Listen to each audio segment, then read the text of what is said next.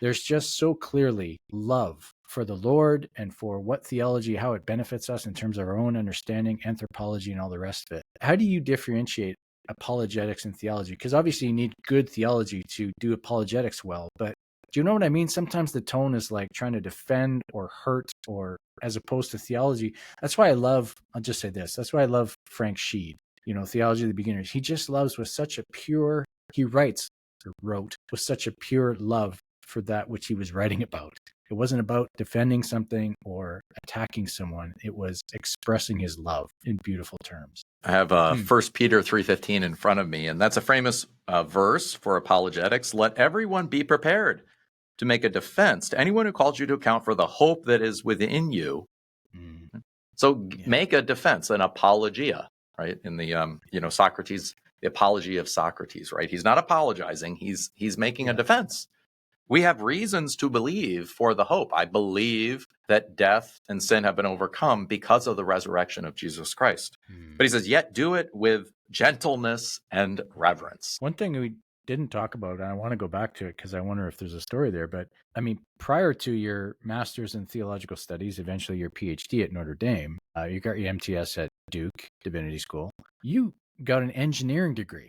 Like, how do you go from engineering into theology? What's the story there? So I went into engineering mainly because, again, I think I was operating in a worldly attitude. But the one thing I would say, too, is that when we talk about worldly attitudes, we often, I think, we often think that, so I just want to let me step back real quickly. I want to make just a brief point. Aquinas says that courage is a more important virtue than temperance. Now, courage is the virtue that modulates our and angers, whereas temperance is that which moderates our desires.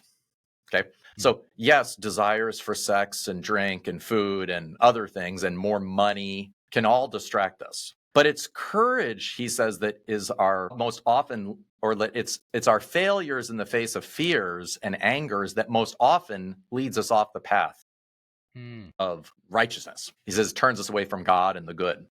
Yeah. And the reason why I mention this is I think a lot of young people don't pursue money because they think it's going to be awesome, but because they're afraid of falling behind. Many young people, and I can speak for myself, I don't know, did I start rebelling because I wanted to? Yeah, but did I also start rebelling because I was afraid of because I wanted to be somehow accepted by the crowd? Yeah. And I wanted, you go deep into partying and culture, the party culture and other things like that, in part because you're the fear of being rejected. And so I think a lot of times when we talk about like kind of those things that young people struggle with and adults struggle with, we often describe it as, people just want material. They lust for material possessions. They lust for lust. That's definitely a problem, right?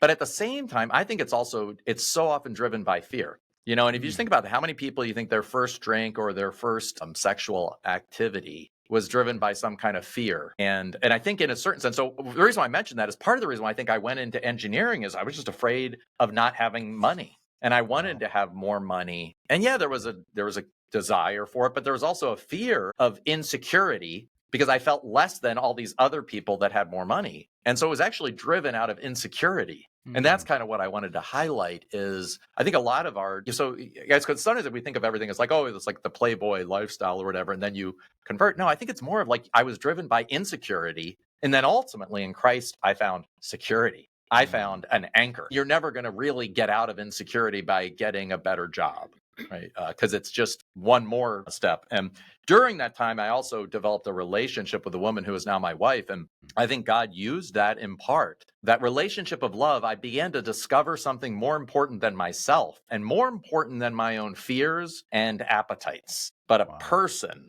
Yeah. And I couldn't explain it on materialistic Darwinian, Marxist, Nietzschean grounds, who were my kind of favorite philosophers of the day. Wow. And I eventually came back to faith. Wait a second, there is a moral order, there is love, there is something worth being good for. And there's something, and that led me to God. And then, that led me to believe in his, the revelation of his son in Jesus Christ.